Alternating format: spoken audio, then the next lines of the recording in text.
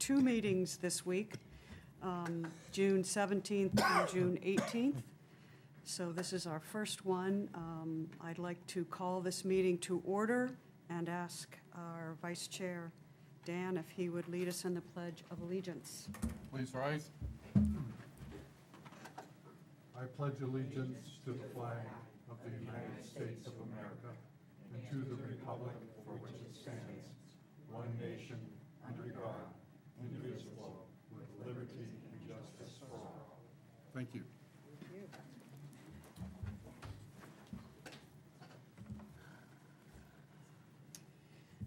Okay, we have one member, Courtney Snellings, who is with us via Zoom. This is an interactive meeting. Welcome, Courtney. Thank you for being here. We have a quorum, and I'd like to ask the members, starting with Howard to my left, to introduce themselves. Howard Levitan, Oars Island. Amy Heibel, Harpswell. Dan Holbeck, Oars Island. Lori Rice, Great Island. And I'm Margaret McIntyre, the Harpswell Town Planner. And Courtney, I don't know if people... Courtney Snellings. Yep, Courtney Snellings, Oars Island. Thank you. We need some more people from the neck on this board.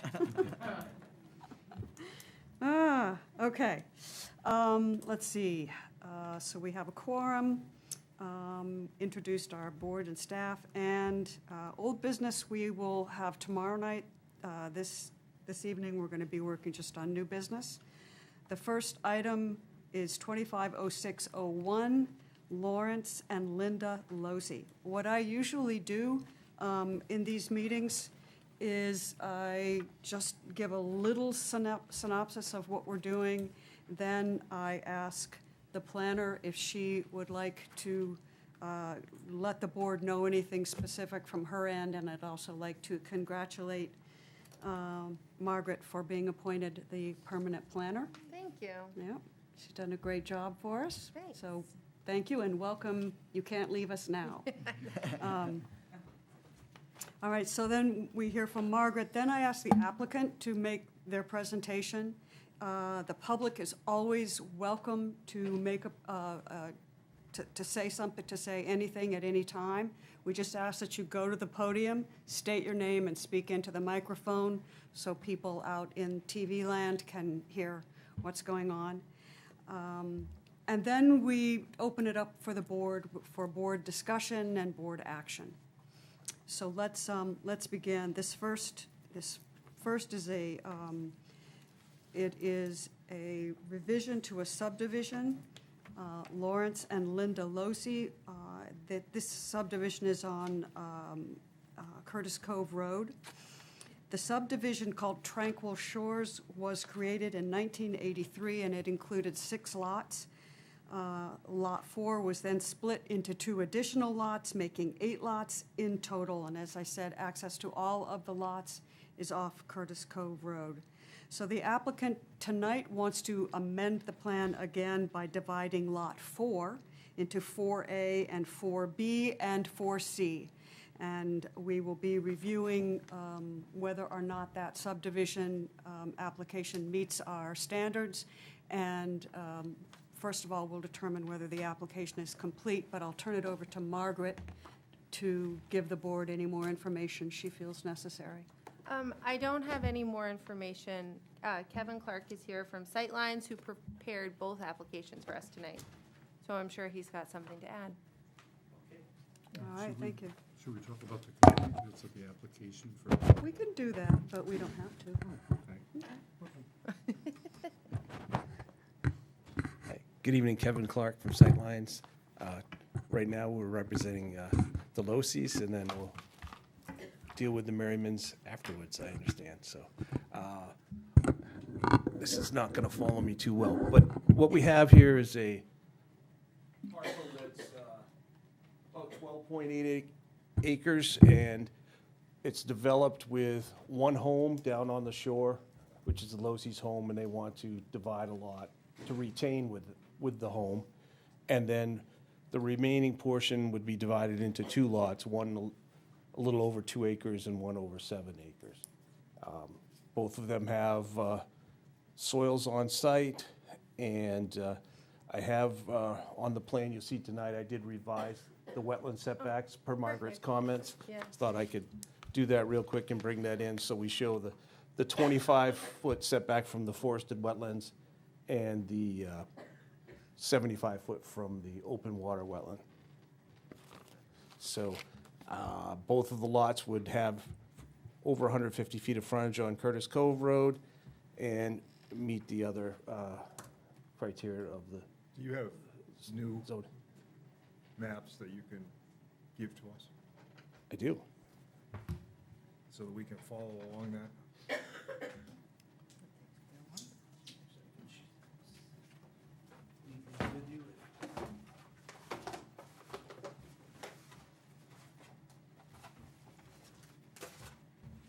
This version, This isn't one that you want us to sign, right? it is. Oh, okay. Oh, But- okay. Well, then, Or I can pass this one around. It would just would be nice to see the setbacks on the Okay, map. yeah, and they're shown on here, it's at 25 feet around wetland 1, 75 feet around wetland 3, and 25 feet around wetland 2. show those to Margaret, have you seen this? I haven't, no. I didn't know how much the 75-foot wetland setback was really going to affect the parcel that we're talking It about, but, doesn't much because Yeah. it's all located on right, the other the other lot. property, but it extends onto. Yeah, I figured it might a little So bit. I'll give this to you so that you'll Okay. preserve that. But he's showing them. Okay. And the other thing I did was add the conditions of approval minus the condition to Yeah. put the setbacks on the plan because I had those. Yeah. Okay. So I think at this point, I would be happy to answer any questions that you have. Okay, we may have questions for you later as we go through and we do our review. thing. So most of us have, I think all of us have read this at least once. And we've been to the site, which was a good thing to do, as we usually do. So what we're going to do now is take a look at the adequacy of the submission. There are certain submission requirements that have to be met in order for us to find the application complete. The application has to be complete, or we won't accept it. So Margaret has given us some things that we can waive, some items, submission requirements that we can waive. And they are 8.3.212, which is the proposed method of sewage disposal, 8.3.216, which is proposed roads, 8.3221, which is the drainage plan, 8.32229, which is erosion and sedimentation control, wastewater and disposal, which is 8.3.2.34. Is there any discussion about those waivers before we entertain a motion to waive them or not waive them? Anybody want to? All right, I will move that we grant the waivers of the submission requirements as listed, and that the application of Lawrence and Linda Losey meets the requirements of Section 8.3.2 of the subdivision ordinance for a minor subdivision and is therefore determined to be a complete application. So is there a second to that? Second. Okay. All right, now, any formal discussion? It's been moved and seconded. Call the question. All right, all in favor? Thank you. Okay. We can't hear you. Oh, sorry. No, that's okay. Yeah, I couldn't hear the gentleman speaking at the podium either, so that's an issue. But can somebody, perhaps the planner, explain to me what a minor subdivision is? It's this is a real test, Courtney. I appreciate I'm that. sorry, no, I couldn't find the information. Isn't it 3 or less Somebody knows lots? there. 4. 4 or less lots in 5 years. Here, I can read you the definition. But, yeah. Let's see. It's in the definition section of the ordinances. Definition. Yeah, unfortunately, I don't have my Yeah. big book with me So a here. minor subdivision is 4 lots or less within 5 years, and a major is 5 or more lots within 5 years. So this was made out of lots in a current subdivision. I think that's what was confusing me. Right, so it's just, there hasn't been any other lots within 5 years, so it counts as a minor subdivision Okay, by definition. thank you. Right. But it's already within a subdivision, that's Yeah, pretty it's subdividing one lot into 3 lots, which is a minor subdivision. Yeah, I was a little confused there, so thank you. All right, the next is, thing that we have to go through is conformance with approval standards, and the application has to meet 2 sets of approval standards, state subdivision law and then local standards. And the board has to make a finding that each set of standards is met. Amy, just to interrupt you, Yeah. I wanted to say, as the planner, I'm trying to find, kind of, like Matthew James was trying to do, kind of figure out what my procedure is gonna be. Mark always combined the state standards and the local standards. I separated them out, so you can find all state ones and then all the local ones, but if you guys have an opinion on which way to do it, I'd be happy to change it up, whatever works easiest for you. I just thought this was less confusing, Yeah. but if you have a feeling either way, let me know. I think a lot of what you have done for us has made things more clear, Okay. and I appreciate that. So there are pages of standards here, and we're going to go through each standard, and Margaret, in her findings, has given us recommendations about whether the standard has been met or not. So what we usually do here is make a motion to find that the application is complete, and this will be the state statutory review standards. Then somebody will make a motion, we'll second the motion, and then we'll have the discussion, and we're going to go through each one of those standards. Does that make sense to you? I think it's a little more complicated than it has to be. Is it? Yeah. Yeah, because, the fact that we have the recommendations in front of us from the planner, which is on the website, so everyone has had an opportunity to Yeah. take a look at it. I think if you can move that the state standards, that the state review standards have been met, Yeah. make that as a motion, it gets seconded, and then we can discuss any questions that we have about those. But That's incorporate those findings, those suggested findings by reference. And Margaret's motion does that on Yes. the middle of page 2. Yeah. So we should approve that motion And that's, and then tick off the findings. And if anybody has any questions about a finding, then and yeah, that's we'll go back and actually, look at it. if I didn't say that, that's exactly what I Was thinking. meant to say, yeah. So, would you like to make the motion, Dan? Sure. I move that the planning board finds that the application of Lawrence and Linda Losi to create 2 additional lots in the Tranquil Shores subdivision meets the state statutory review standards based on the findings the findings submitted by the town planner, which are incorporated into this motion by reference. So I will second that. Now we can discuss it.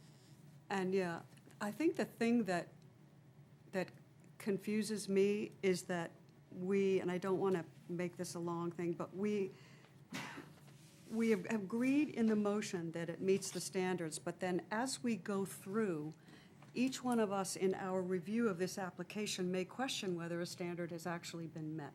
Absolutely. And so, It's just that by moving and seconding it, We it opens open it it- up for discussion.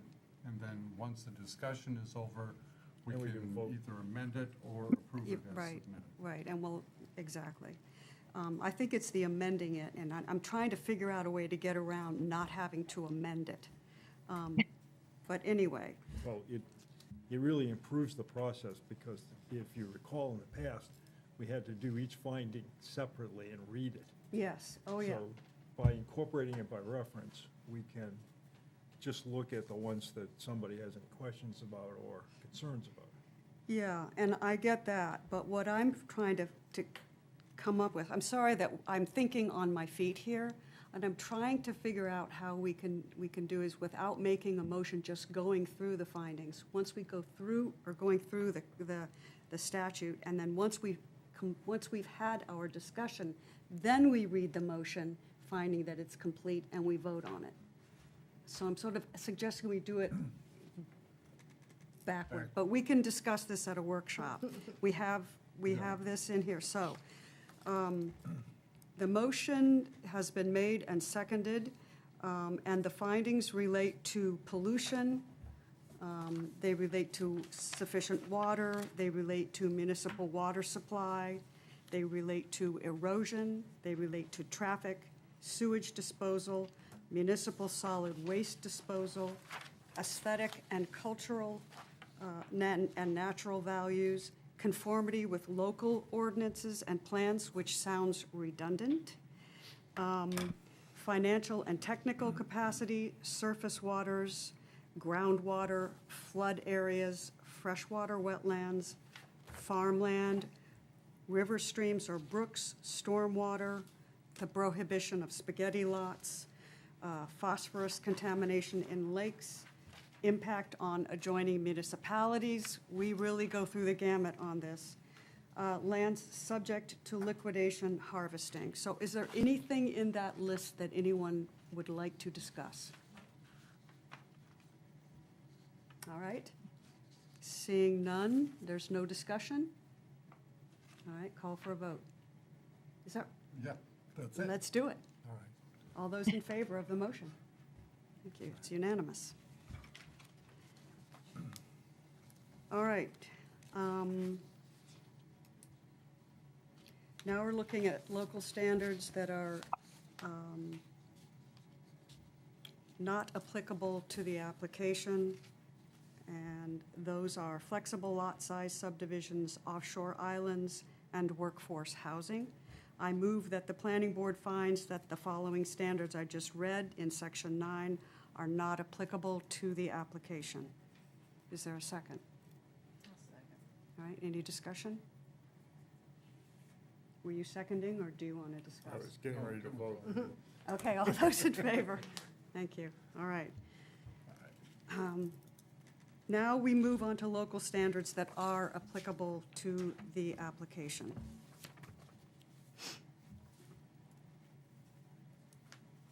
I'm going to move that the planning board finds that the application of Lawrence and Linda Losey to create 2 additional lots in the Tranquil Shores subdivision meets the approval standards of Section 9 of the Harpswell subdivision ordinance based on the following findings written by the planner, which are incorporated into this motion by reference.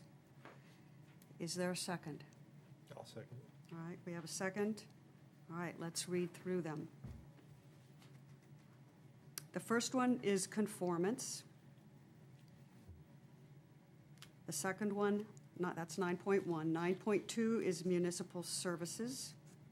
9.3 is the preservation of the landscape. 9.4 is lots. 9.4.1 is 2-acre lot size subdivisions. That's a standard that has to be met in subdivisions.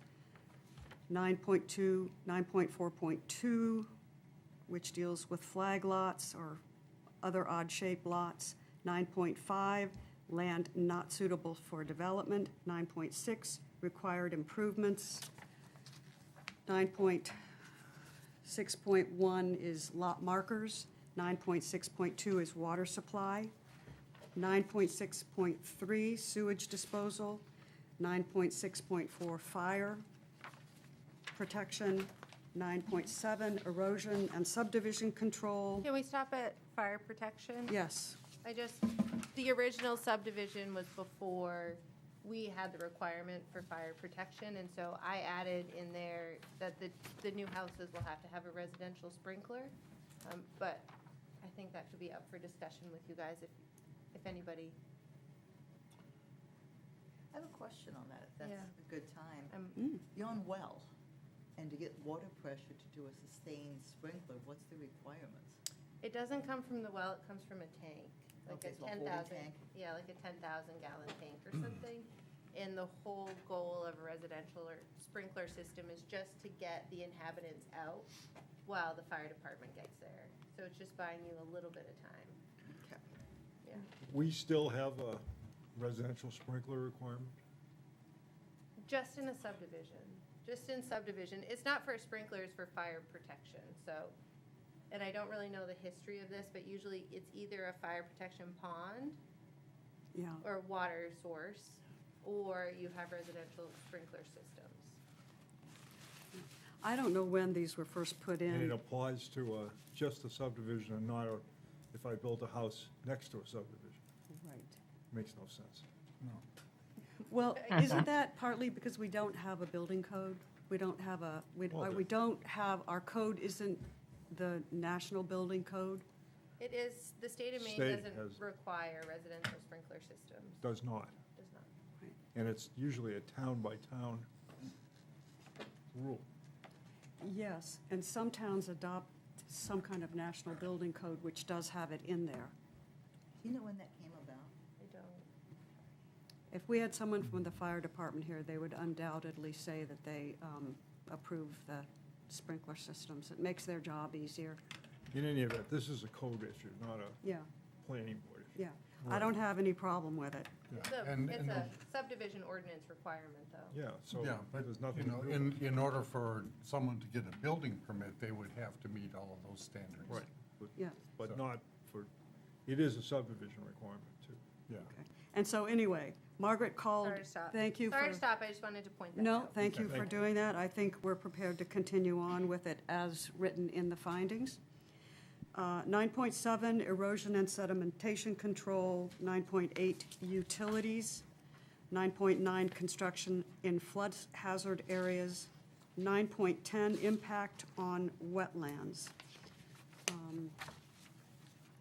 And the So this- plan now This is now, allows us to meet the standard. The standard is now met, but That is based correct. on the newly That is revised correct. plan. that is correct. So in Margaret's findings to the board, she noted that those setbacks were not met and that the board needed to, and she recommended that we find that the standard was not met in her findings, but now it is met because Margaret has communicated with Sightlines and it's been done.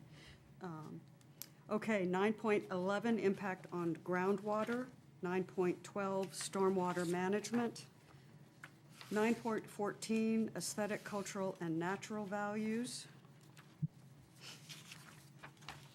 9.15, traffic. 9.15, well, 9.15, in all of it, traffic. 9.16, homeowners and landowners association. 9.17, community docks. 9.19, spaghetti lots. 9.20, liquidation harvesting. All right, a motion to accept, Can I ask a question? yes. 9.16, homeowners association. Somewhere in this ream of papers that we've cut, it was pointed out that the homeowners association has expired. Yes. That's true. There was one established in the 80s, and it was set up for, I believe, 20 years, and it expired. I can't hear. Sorry. Here, let's try a different mic. Sure. Can you hear it now? Oh, yeah. Is that better? Sorry. There was a homeowners association set up in the 80s, but it was time limited, which is unique, and it has expired. And now there's a informal agreement for maintenance of the roadway. Here, try this one. It's a little smaller for you. So we're creating a new lots in a subdivision that, how would this standard be met for those lots? The existing owners and the new owners would have to agree on a new road maintenance agreement.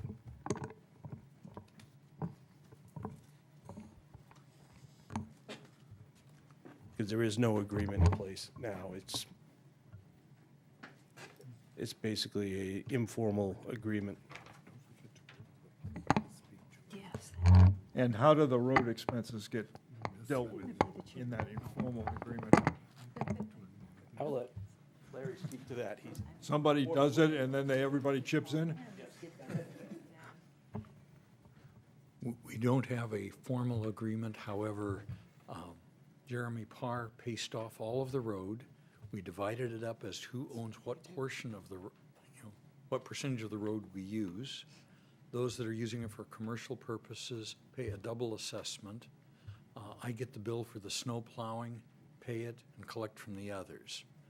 For road maintenance, we each pay the contractor our share of it.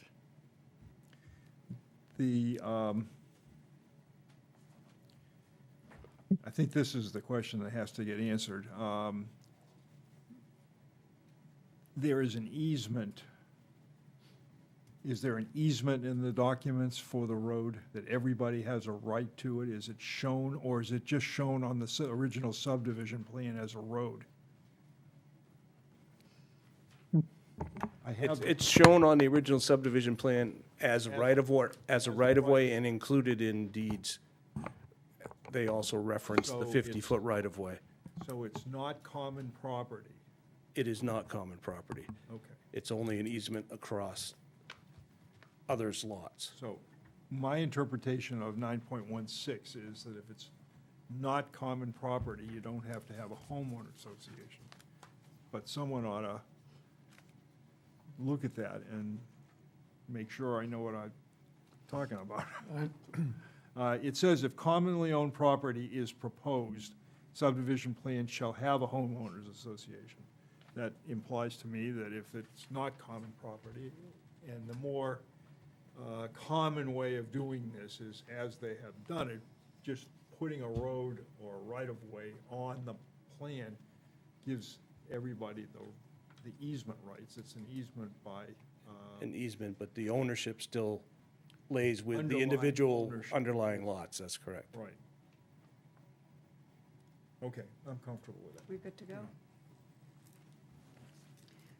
Okay, the motion on the board is to find that the application of Lawrence and Linda Losey to create 2 additional lots in the Tranquil Shores subdivision meets the approval standards of Section 9 of the Harpswell subdivision ordinance based on the findings we just reviewed. That motion has been seconded. We've had our discussion. Does anyone from the public want to comment on? Yes, would you go to the? Oh, sure. Yeah, thank you, and state your name, and so the whole public in the TV land knows who you are. Sure. Nathan Ackerman, 1498 Harpswell Neck Road. I was just reading section 9.11 about the impact on groundwater, and I was just curious how, for these subdivisions, it says the groundwater withdrawals by a proposed subdivision shall not lower the water table beyond the boundaries of the subdivision. How is that assessed, and is it something that periodically gets checked, or I'm curious how you actually figure all that out? Did you hear that, Courtney? I did. Yeah, Thank that's a you. Courtney question. That's a good one. Yeah, I think in the past, it's normally a finding that the 2 lots would not impact the area outside of, because that's why the town chose to have 2-acre lots. Because that would provide enough coverage. And also, we know that there's adequate supply from the records of existing wells in the area. So the minimum lot requirement of 2 acres is somewhat connected to the water usage. Exactly, and the sewage disposal. Got it. Good. Thanks so much. And just Well, one other there's- quick question too. Just to further clarify, and that's one of the other reasons why we have a maximum lot coverage for impervious surfaces, just to make sure that we're able to do that as well. Ned, it also gives. Nathan, sorry. I'm sorry, Nathan. That's all I'm right. sorry. Nathan, it also gives the planning board the opportunity, if it feels that the standard has not been met or might not be met, to ask for further studies. So in the history of Harpswell, have there been follow-ups to subdivisions to actually see if the water level has dropped Yes. down? And yeah, so it's kind of something that happens. No, there have not necessarily been follow-ups, but we have looked at subdivisions and asked the applicant to do test well runs. So drilling wells, running them for 24 hours, and seeing what impact that has on neighboring wells. Okay, gotcha. Great. Appreciate that very much. Thank you.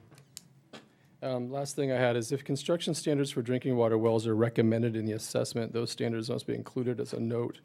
So are there construction standards for drinking water wells in this subdivision or in any subdivision in Harpswell? Could you ask that again? Yeah, it's just if you take a quick look at 9.11.3, the last sentence, that's the sentence I'm curious about. 9.11. Give construction standards. So in this case, are there construction standards for the drinking water wells in the assessment for this particular subdivision? That's my question. No, What the town as a whole does not regulate wells. And I think that would come, if I don't, maybe Kevin has more experience of what construction standards for wells could be, but it could be like a casing depth or something.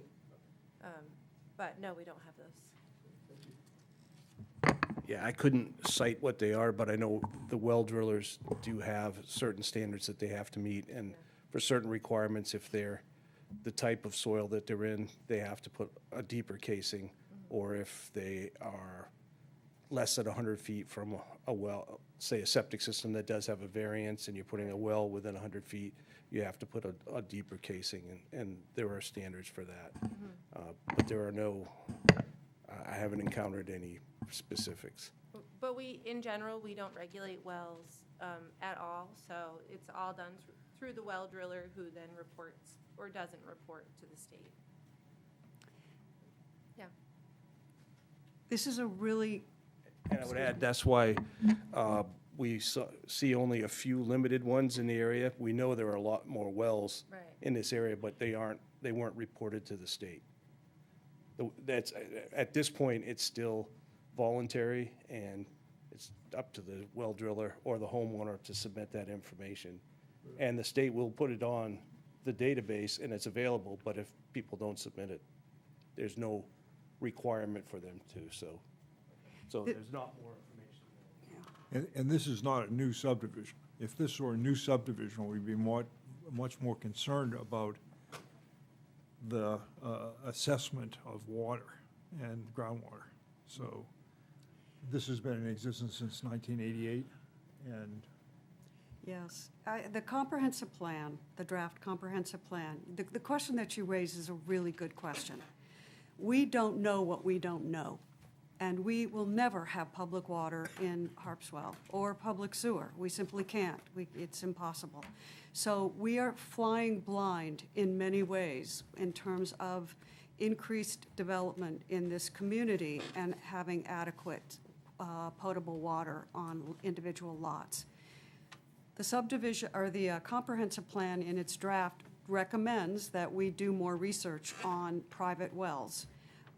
Part of the challenge, as you might imagine, is some people have problems with their wells, and they don't really want to publicize it because it would impact the value of their property. We have several properties in town that are multi-million-dollar properties that have water being trucked in because they don't have potable drinking water. So it's a good question. It's an issue that you raised. I know that it sounds like we are, see no evil, hear no evil, whatever. We are flying blind, and it's something that we need to tackle. So thank you for raising that point. And I'm sorry I called you Ned. I apologize. In public. Okay. Yeah. Anybody else? Okay, I think we're ready for a vote. A motion has been made. All those in favor? It's unanimous. All right. Where are we now? We are, page 17, approval of. thank you. I'm trying to.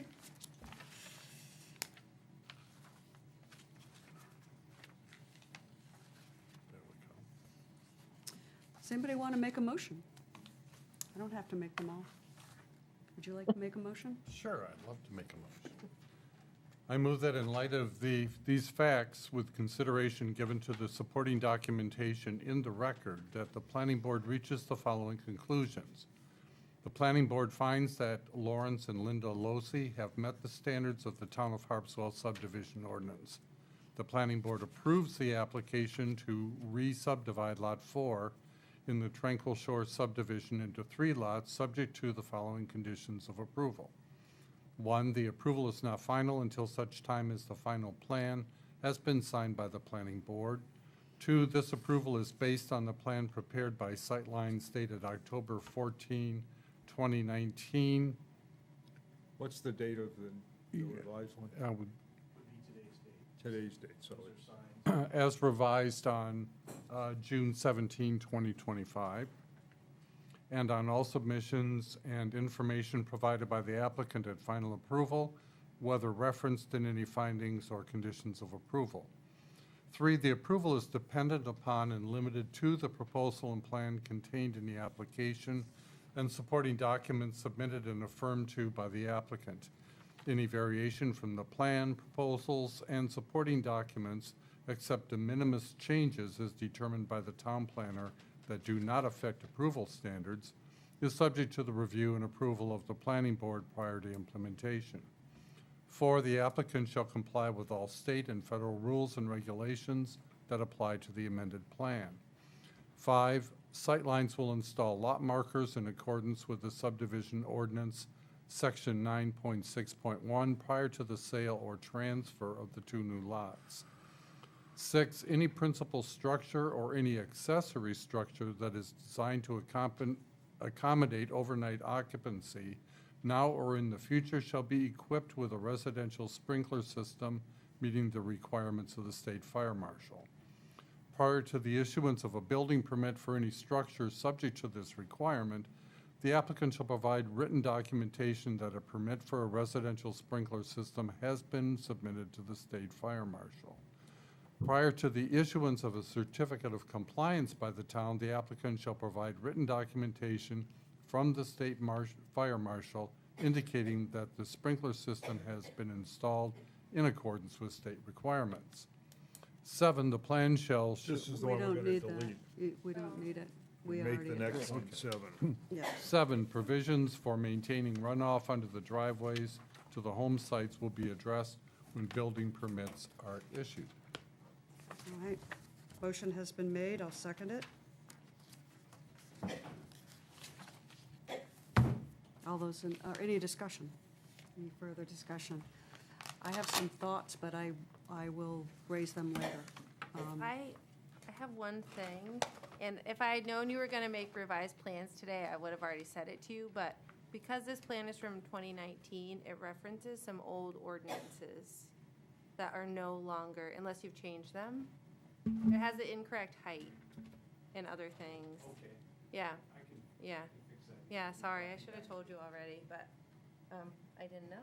Well, why don't we date the plan, your new plan, today's date, when you submit it, and then we'll sign it. Yeah, That new plan, and instead of just saying October of 19, Okay. we'll just say dated today. dated June 17th, 2025. Correct. Cool. Sorry about that, I would have told you No, sooner that, if I had thought of it. it's important to have the right plan referenced in the vote, Yeah. sort of. Sorta. Kind of, sorta. Okay, all those, any discussion? Any more discussion? All those in favor? All right. Thank you. All right, let's take a minute and just get ourselves together here.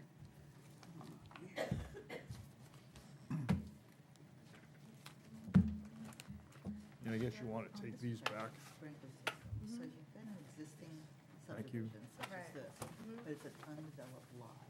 It's going to fall into that. Well, this is a new lot within a subdivision. Alright. That's, So you've got an old subdivision with an old lot that's not developed, this is not public. right, It's just because this is a New new lot. lot, That's yeah. why I was trying to That's- differentiate yeah. between. yeah. But I really like to point that out because people who buy those lots don't always realize the financial impact that installing residential sprinkler has. That's I'm sure you what- probably know from the insurance industry, I don't know if you do, but it adds like, Oh, it's substantial, yeah, a lot of money. And you have to put with the holding tank and all that, and, because I ran into that at our old place, and we missed it because our basement was 3 inches low enough to require, it knocked us down. Oh, Otherwise, we would have. And they're like, oh, it's no big deal. I'm like, oh, it's a very big deal. yeah, it's a huge deal, yeah. I can tell you from the code office perspective, people don't always know, and they are unpleasantly surprised when they find out that that's a requirement. Yeah. Okay. We ready to go? Yeah. Dive in. All right. Courtney, are you available? Yes, I had to move inside because the rain was such a heavy downpour. I thought it would drown out all conversation. Okay. So yeah, I guess that's moving. I didn't on. want you to have to watch me walking Recharging around. her well. Okay, so you're recharging your well, right?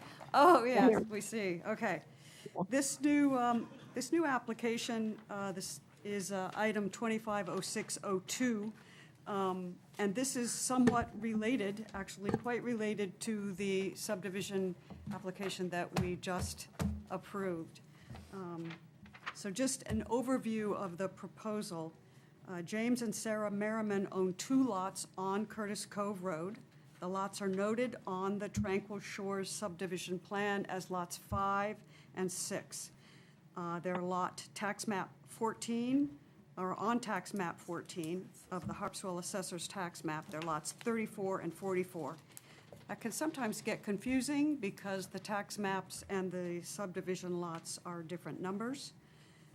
Both lots are approved with a single-family dwelling, and Lot 5 contains 3.13 acres and approximately 513 feet of road frontage on Curtis Cove Road. And Lot 6 contains 2.25 acres and about 229 feet of road frontage on Curtis Cove Road. The Tranquil Shores subdivision was created in 1983 and included 6 lots. In 1988, Lot 4 was split into 2 additional lots, making 8 lots in total. Again, access is from Curtis Cove Road, and the right-of-way for this road crosses both lots 5 and 6. The applicant asserts that lots 5 and 6 were included in the Tranquil Cove subdivision plan to provide context to the plan, but that they're not part of the subdivision. The proposal is to amend the subdivision plan by removing lots 5 and 6 from the plan, and then the owners will be free to amend the lot line of the 2 lots without being subject to the subdivision ordinance and review by the board.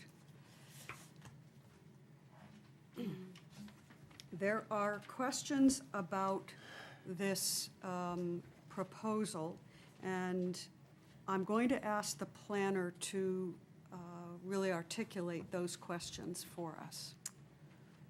Well, I think this is a pretty unique situation, and I'm really interested to hear, I read Kevin's argument, but I'm really interested to hear it so we can kind of understand a little bit better his argument as to why these 2 lots aren't actually land that's been previously subdivided. Okay. Because that I think is really the question.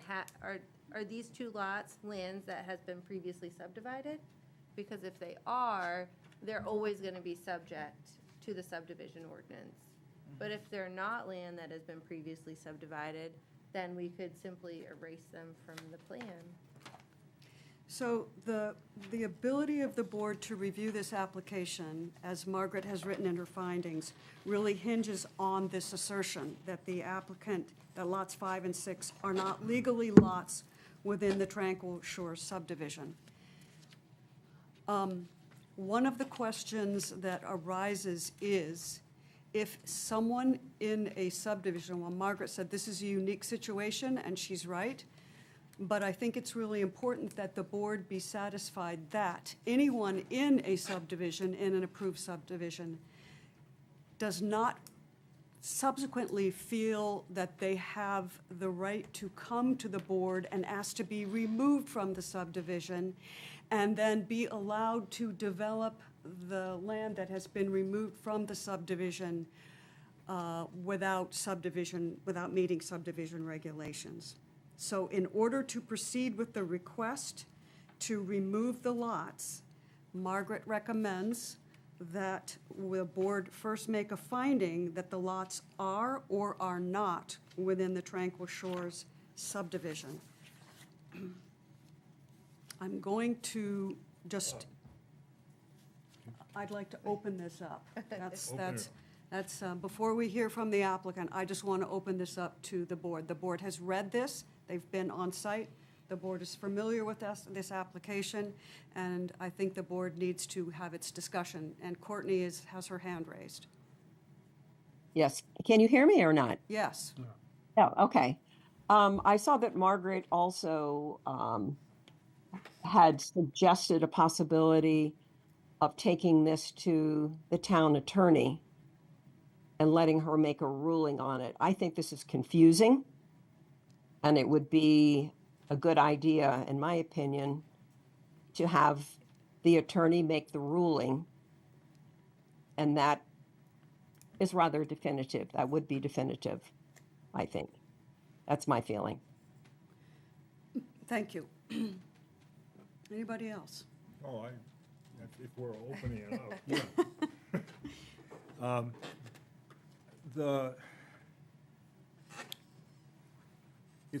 The normal word that is used when you are removing lots is called a replatting, as far as my understanding of it is. There's nothing in I didn't find anything in the state law about replats. I didn't find anything in our subdivision ordinance either. However, the lot line amendments section and the plan revisions after approval talks to 8.12 says plan revisions after approval can approve any modifications in conformance with the state statute and section 12 of the ordinance. I don't see anything in the state statute or the ordinance that says we couldn't do this.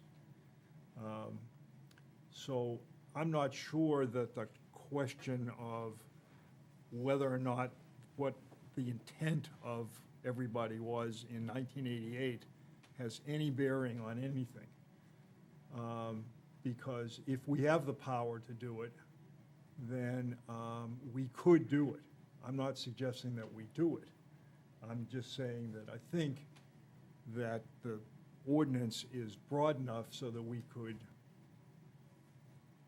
do a replat in this type of situation.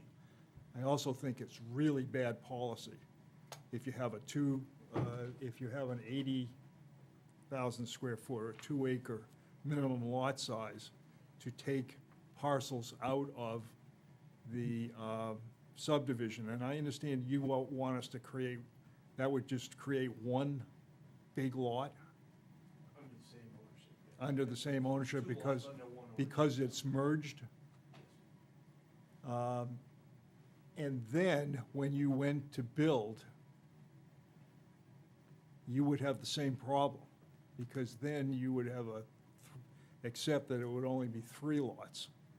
And it wouldn't trigger the subdivision law if you only created 3 lots of less than 2 acres. Is that what the theory is? Or create another lot that is exempt from the subdivision law, Right. as in a gift to a relative. Right. As far as the question that you and Margaret raised about the intention and whether or not 5 and 6 lots, the original lots 5 and 6 were included or they weren't included, that's your burden. the applicant has the burden of proof.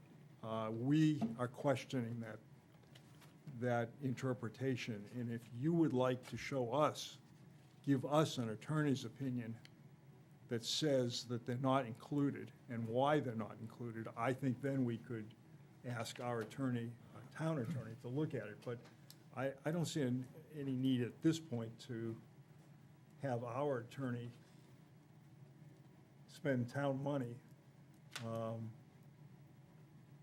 if we don't believe that the burden has been met, if we have questions about that interpretation. I don't see anything in the, just by my own self, I don't see anything in the old plan that says that 3 and 6 can't be sold for 5 years from 1988 that leads you to the conclusion that 5 and 6 weren't part of the subdivision, number one. And number two, I don't know what you do with a road if you take them out of the subdivision. That would seem to, since you've already concluded and told me that the road is just shown on a subdivision plan, that would cause some problems for the rest of the people that are in that subdivision if you cut off that part of the subdivision plan and say that those 5 and 6 which own the underlying interest in the road would be gone.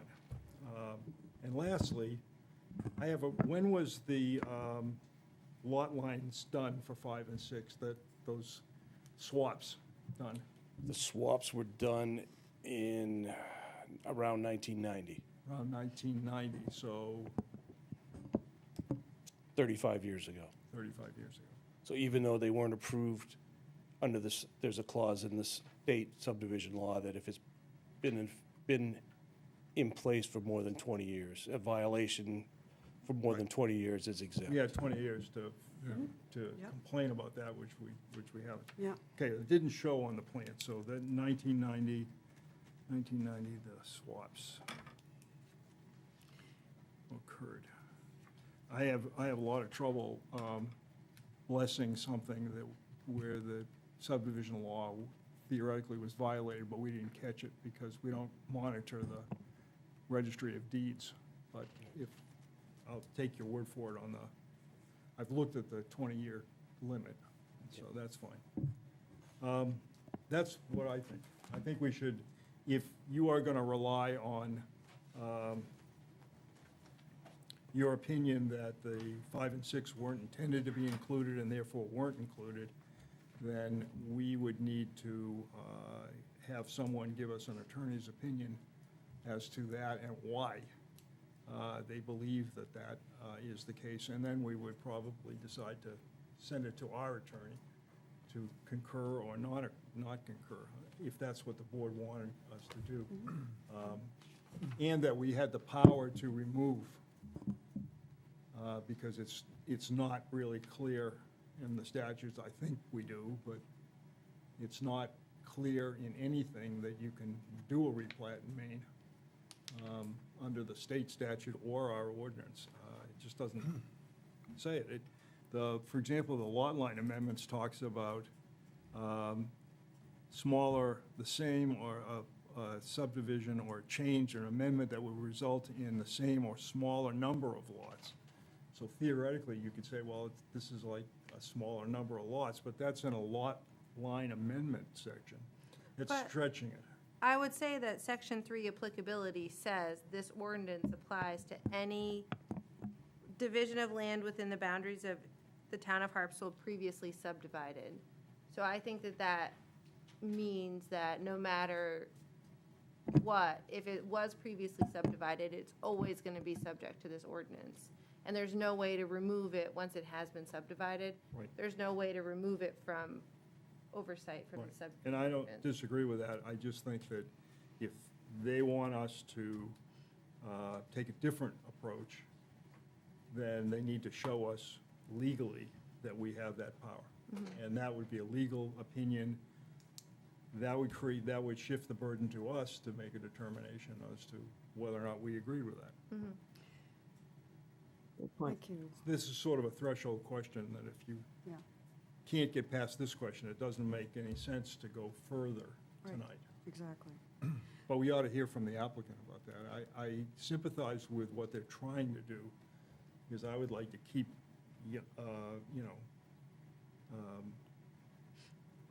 younger people in Harpswell, as opposed to, given the lot prices are so huge, and keep as many people as we can here, but that's not what the ordinance says. The ordinance says 80,000 square feet in a subdivision, and we don't have the power to change that. Well, does anyone else have anything that they'd like to, any other question before we hear from the applicant?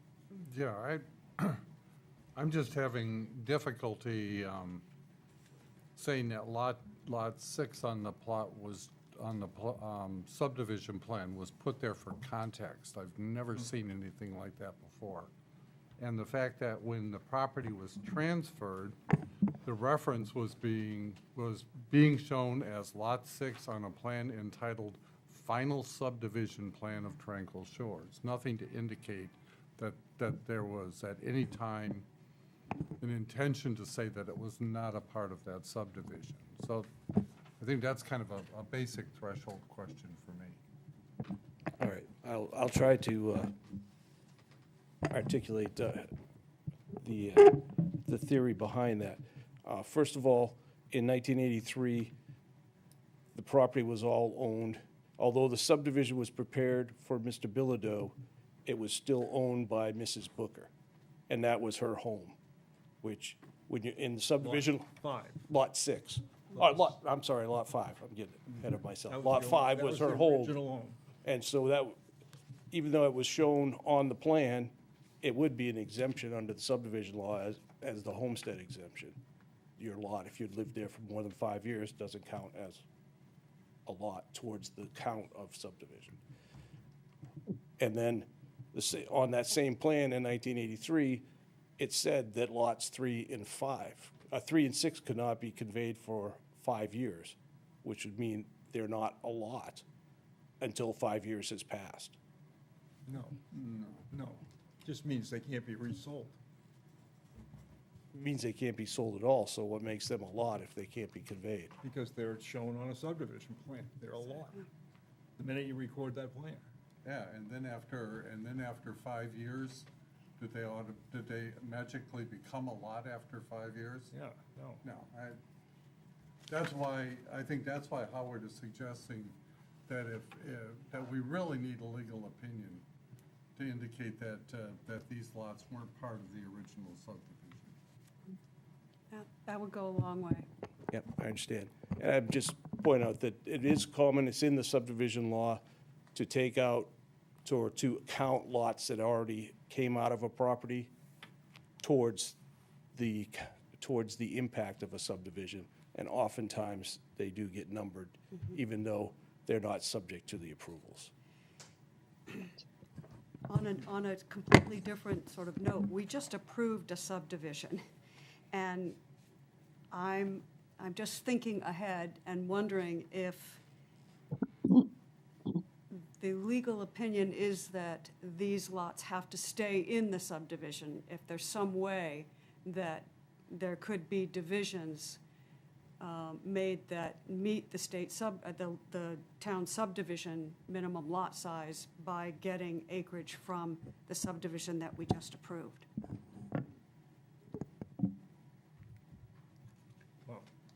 And that's a question that doesn't need to be answered now, but Sure. it's certainly something to consider if things go south with regard to the attorney's opinion.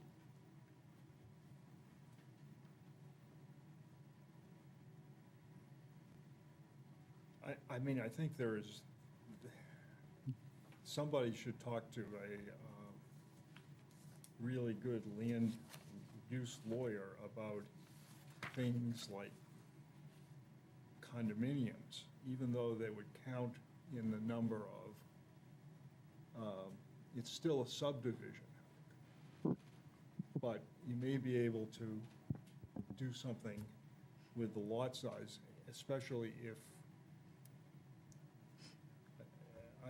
I thought that the owner of Lot 5 was going to buy some more land. So maybe with that land, I thought he was gonna buy one of your lots, actually, Mr. Losey's lot. If that's the case, does he have enough land, considering everything, to maybe change the plan or amend the plan further and take advantage of the flexible lot size that we have? For workforce housing, you mean? No, we have Just flexible lot size. subdivision. Oh, I see what Yeah, you're saying, flexible like a lots planned Don't develop- have yeah. to be 2 acres, they can be less than 2 acres. Well, you still have to meet the 2-acre density. Yeah, but there's not a lot of density in this whole subdivision, so maybe with some creative land swapping, it could be figured out. Certainly. I mean, I'm not telling you what to do, I'm just suggesting that maybe there's another way around it, because I think that this is gonna be a little more difficult to try to get these out of the subdivision law and into back to a 1 acre or 40,000 square feet minimum lot size. Just my own personal opinion. But I'm certainly willing to look at a lawyer's opinion that tells us that that they weren't included originally, and that we have the power to replat and kick them out and remove them. I'm a little surprised that the other owners didn't think about the access when they gave their permission for that, but Well, I think. they'll figure it out. I think the right-of-way, there's no intention of cutting off the right-of-way. The I right-of-way know still that, but when exists. you're talking about intentions, you gotta really have it in writing. And that's why the homeowners association was a good idea for the subdivision laws. Anyway, Yeah. All I'm not telling you how to do your business. Just state your name and, Yeah. My name is Larry Losey. I am the person that bought the property that's been there the longest now. And what we bought was the remainder of the developers. We found out when we went to refinance after building our house that it was an illegal transfer of land because it was less than 5 years. And let's just say I recently found out, thanks to Kevin's research, that I don't have a right-of-way to get to my house. That got left out. No, that's one of this summer's projects. So there were a lot of things that were not well maintained through all of this. The good news is we've got good neighbors. Yeah, good. I completely understand what you're saying, and I think Happens a lot. I think this happens a lot, and I think this is one of the really good things about living in Harpswell. And I also look at the Merrimans and what the Merrimans are trying to do with their family and fully support that effort. I would do the same thing. Our challenge is to correct mistakes that have been made and not make any more mistakes. That's our challenge, is to make sure that as we move forward, things are in compliance and they're very clear. And that's the obligation and the duty of the board. And so in terms of seeking legal advice, I think that if you get legal advice, that goes one step toward making our job easier. Because we aren't lawyers, and we don't want to start setting precedent for taking lots out of subdivisions without having legal advice, because the ramifications down the road could be plenty. And we've already seen what happens when planning boards really don't dot their i's and cross their t's, and we really have to do that now. It protects people who own the property down the road, and it protects other property owners in the future. So, Nathan, did you want to say something? Okay, all right. Any? Comment? Yes, absolutely. We're neighbors, I think probably. You- You must make the short walk to the podium. I think I would argue that we're probably the ones that would be most impacted by this decision, based on the location of our property. But I wanted to be here tonight for a couple reasons. One, just to learn a little bit more about what the impacts would be under the two scenarios, but mostly to say also that we support Jim's family in their efforts to make this happen.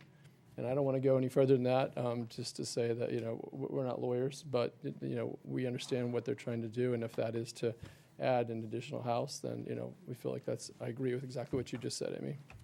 So thanks. Thank you. Well, I'm really interested to see if you guys do end up voting to have them get a legal opinion. I'm really interested to see as whether or not these 2 lots were actually land that has been previously subdivided or not. Because I think that Kevin's argument, it's logical. So, it's really an interesting scenario. I can see it going both ways because of the language in the deeds. It keeps referring to the subdivision. So it does kind of leave credence that those lots are part of it. So, and I'm not a legal lawyer, so. Okay. Oh, yes, sir. All right, my name is Sam Morris, my wife Connie Jones, and I own the property at 1496 Harpswell Neck Road.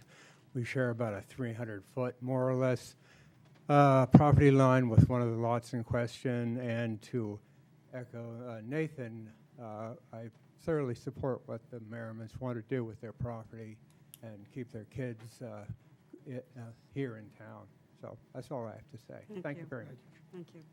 I think we concur. I think we do. Would any more discussion? No, I think we're all on the same page I think we are there. too. But with the history of these pieces of property, this is a prime opportunity to see to it that everything gets cleaned up well, that you actually have a right-of-way to Right. get to your property. Exactly. So it's more convoluted than I like to see it, but it's kind of a convoluted problem. It may be an opportunity, a hidden opportunity to clear things up. And I know that, it means more money spent on legal fees, which is not cheap, but I think it will serve everyone down the road. So I'm willing to entertain a motion from Howard if you would like to make one. I would like to move that we table this for a month and let them decide what they want to do and come back to us, or come back to the planner and tell us what you want us to do. If we were to go ahead and take a vote tonight, I don't think it would be favorable. And so I think that it's really important for you guys to, you may not want to, the members may not want to spend legal dollars. I don't blame them. I don't like that alternative either, but it's not, we normally would when we have these complicated legal issues, we get an opinion from the applicant's lawyer, and then we take it and show it to our attorney, and see if she concurs, and then if there's a dispute about it, it gets resolved one way or the other, usually by the planning board. I'm sorry, the appeals board. But let's see if we can all work together and see if we can come up with a way to get everybody what they want. And hopefully that's a good solution, but this is a tough one. It actually may be pretty simple, and, unfortunately, it may mean that the Lucys have to come back and amend another subdivision plan to make sure that the Merrimans get all the acreage that they want. That's a possibility, but at least that potential is there. So this is probably going to happen, hopefully, one way or the other. But we absolutely support, there is a right to fishing law in this town. It doesn't supersede the town ordinances, but it does lay the groundwork for us to support exactly what is being tried here. And so we're behind it. We just need to have legal counsel. So we have a motion, Howard just, Motion to, delay for a month. put this on Table. the table for a month, table it for a month, and have them come back through Margaret as to whether or not we want to take this up, or there's more information that we can look at next month. Second, okay. Any discussion? All in favor? Thank you. All right, unanimous. All right, thank you. Thank you. This one's confusing. We'll be back tomorrow night if anybody wants to join us. Okay, No takers, huh? no takers. Tomorrow night's going to be a long night. It's going to be longer than today. That one's that's gonna for be a sure. little hotter too. Yeah, I One think so. particular applicant, anyway. Yeah, But a lot more interesting, Are we, interesting things. no. Oh, yeah. Um, good We're one. not adjourned yet. So I wanted Nice to, try. Howard and I have been, I don't know where we are on the agenda, but Howard and I looked at some revisions to the bylaws. We're still working it out, but I do have a draft. I don't know if you guys want to look, but, because it's still kind of in draft form. I have not read the minutes of May 21st. We all know Courtney did. Courtney, did you read the minutes? Take one and pass it down. Yes. Yes, I Yes. did. Okay. And has anybody here read the minutes of May 21st I have besides not had a Courtney? chance to, Okay. no. Let's postpone that until Sure. the next meeting. It was really important to me to get those minutes out early because it had some feedback on the corner market discussion, so I wanted everybody to be able to see. Oh, okay, That thank makes you. sense. Yeah, but, Okay. and read the bylaws, and we'll talk about it next month. Okay, thank you. Yeah, post Howard. Post Well, meeting. we're supposed to, you're supposed to receive it 7 days before the meeting, according to the bylaws. Okay, Any amendments to the bylaws has to Gotcha. be Did received. everybody get theirs? okay, yep, Yeah, Yep. 7 days prior. I'll send it to you, Courtney. okay. Thank you. Yeah, and the goal is really just to reduce our advertising budget. Okay, I mean, really. Like we talked about with like posting. thank you. in the paper. Yeah, that's Yeah. exactly Thank it. Reduce, What are we advertising for? Thank you. Oh, thank you. This guy, what are we gonna do without you? I The- don't know. He's the bylaws require that we advertise all new like having our business and personal all attorney. scheduled meetings. Advertise in like the The papers? Times Record, it Heaven's specifies the sakes. Times Record. But, Okay. Yeah. so we, my idea would be to have like a standing ad in the anchor that says, we could do it, we could put it, maybe they have a calendar, I don't know, or we could have an ad, or we could have an article every month. But the problem is that when, the deadline for the paper happens, for the following paper happens before the deadline for the applications. So the agenda's not done, so we can't put the agenda in the paper. But the issue is really though, what law requires us to have a general notice on when the planning board meets, Is it the state? as opposed to what the agenda is? In other words, you have to, certain parts of the state law, the site plan law, the subdivision law, require notice Right. in a paper of general circulation Right. in the county, which doesn't give us a whole lot of choices because we either have the Press Herald or the It's the age of the Times demise Record, of but the Times newspapers. Record is now switched Yeah. to a weekly. Yeah, And the Portland Press Herald is significantly more expensive to advertise in, we have learned. So I did find a reference to a state law that says if the law says somewhere that you have to use a paper of general circulation in the county, they have set up a system where the Press Association determines what's a paper of general circulation. Unfortunately, I don't believe that, they don't, I looked on their website and I couldn't find the list, but I'm sure there's a way to find it somewhere. But I don't think the anchor qualifies. Well, it wouldn't qualify for like a subdivision ad anyways, because you have to advertise twice. And it's a monthly paper, so that wouldn't work. So where would you'd have to use the Press Herald then? Or the Times Record. Times yeah. Record probably still qualifies, even though it's a weekly. But that, we don't do a ton of subdivisions, so, Yeah, and I think. but we do site plans, Yeah. and so that's problematic. Yeah. Something to work on. okay.